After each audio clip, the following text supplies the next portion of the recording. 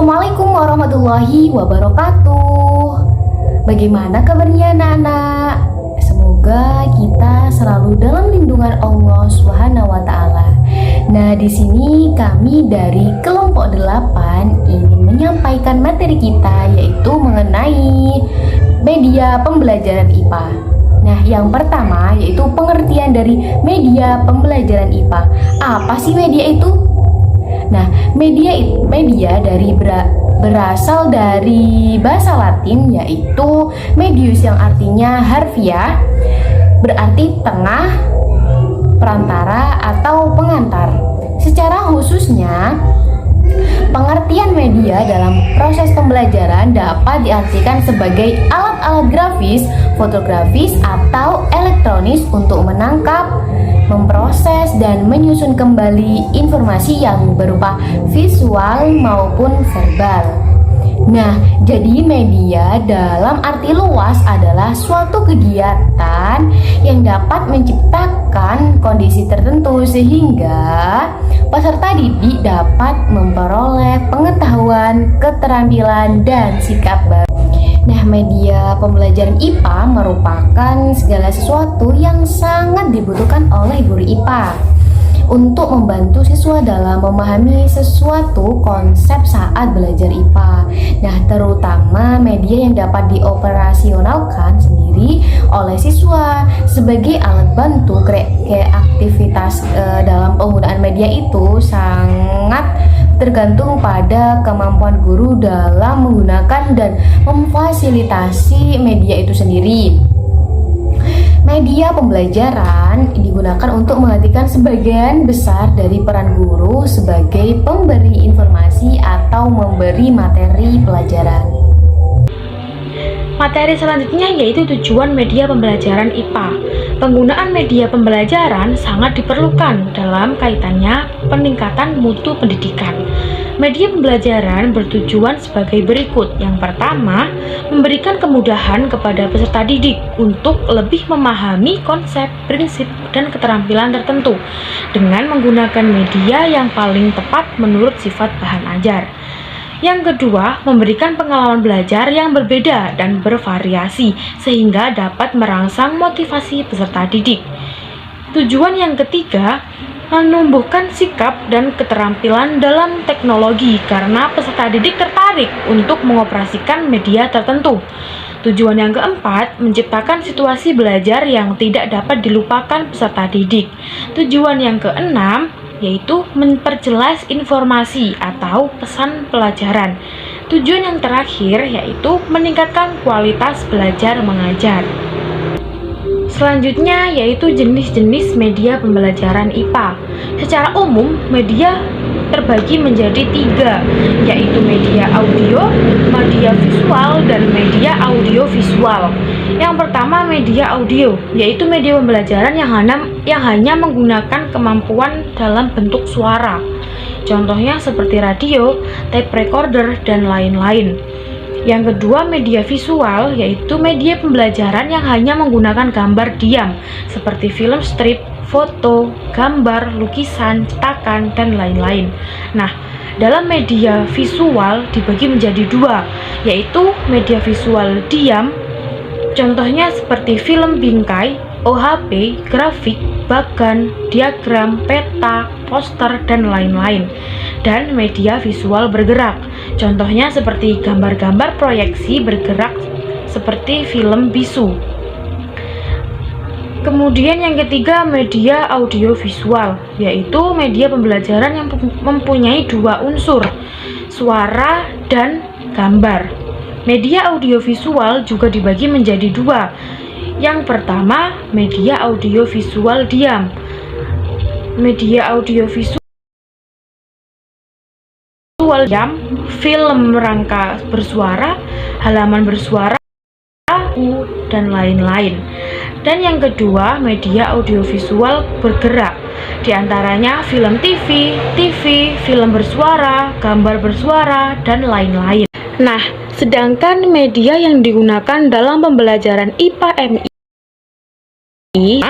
media nyata atau konkret seperti benda gas, rangkaian listrik, dan lain sebagainya.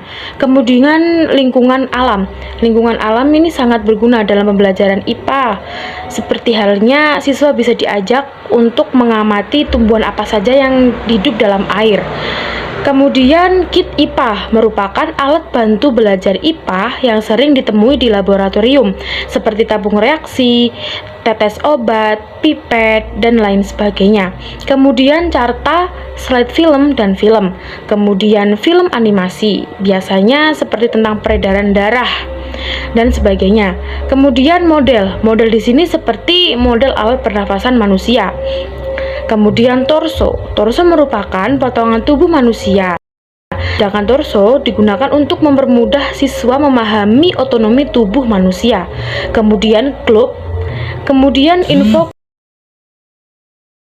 komputer, dan yang terakhir mikroskop dan kaca pembesar. Materi selanjutnya yakni fungsi media pembelajaran IPA. Secara garis besar, menurut Levy dan Lenz, dalam Azhar mengemukakan 4 fungsi media pembelajaran. Yang pertama, fungsi atensi, yakni media dapat menarik dan mengerahkan perhatian siswa untuk berkonsentrasi kepada isi pelajaran yang berkaitan dengan makna visual yang ditampilkan materi pembelajaran. Dicontohkan, ketika di awal pembelajaran, siswa sebelumnya di dalam kelas kan merasa bosan.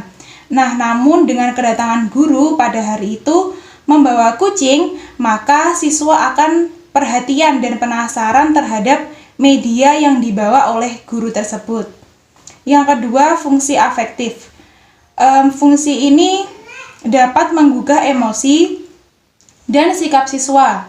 Contohnya, ketika guru memberikan gambar tentang korban banjir. Nah, ini akan membuat siswa merasa iba atau menggugah emosi. Yang ketiga, fungsi kognitif. Media pembelajaran dapat memperlancar pencapaian tujuan untuk memahami dan mengingat informasi atau pesan yang terkandung pada media tersebut. Contohnya pada materi ciri khusus pada makhluk hidup. Guru memberikan media gambar tentang cicak yang memiliki ciri khusus untuk diamati. Nah, melalui gambar tersebut mempermudah siswa untuk mengingat setiap detail ciri khusus pada hewan cicak. Yang keempat, fungsi kompensatoris. Media ini dapat mengakomodasikan fungsi siswa yang lemah dan lambat menerima serta memahami isi pelajaran yang disajikan dengan teks atau verbal. Di sini saya akan menjelaskan mengenai kelebihan dan kekurangan media pembelajaran IPA.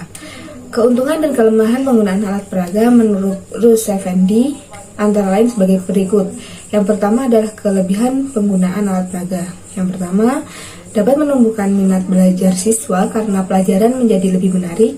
Yang kedua, dapat memperjelas makna bahan pelajaran sehingga siswa lebih mudah untuk memahaminya. Yang ketiga, metode mengajar akan lebih bervariasi sehingga siswa tidak akan mudah bosan. Yang keempat, membuat lebih aktif melakukan kegiatan belajar seperti mengamati, melakukan dan mendemonstrasikan, dan sebagainya. Berikutnya adalah kekurangan alat peraga. Yang pertama adalah mengajar dengan memakai alat peraga akan lebih banyak memerlukan banyak waktu.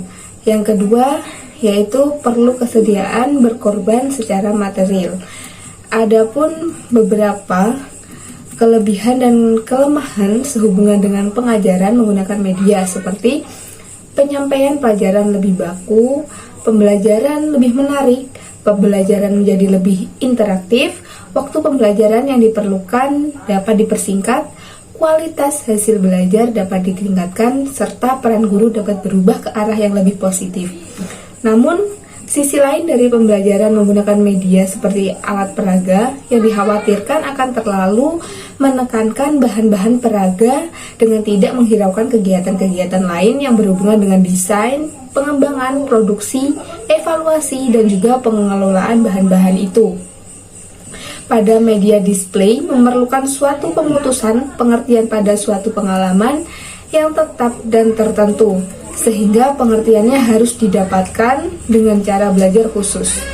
Penggunaan media pembelajaran IPA lebih diutamakan untuk mempercepat proses belajar mengajar dan membantu siswa untuk belajar. Maka dari itu, penggunaannya harus dioptimalkan. Nah, sekian presentasi dari kelompok kami. Jika ada kekurangan ataupun kesalahan, kami mohon maaf yang sebesar-besarnya. Wabillahi taufiq wal hidayah. Wassalamualaikum warahmatullahi wabarakatuh.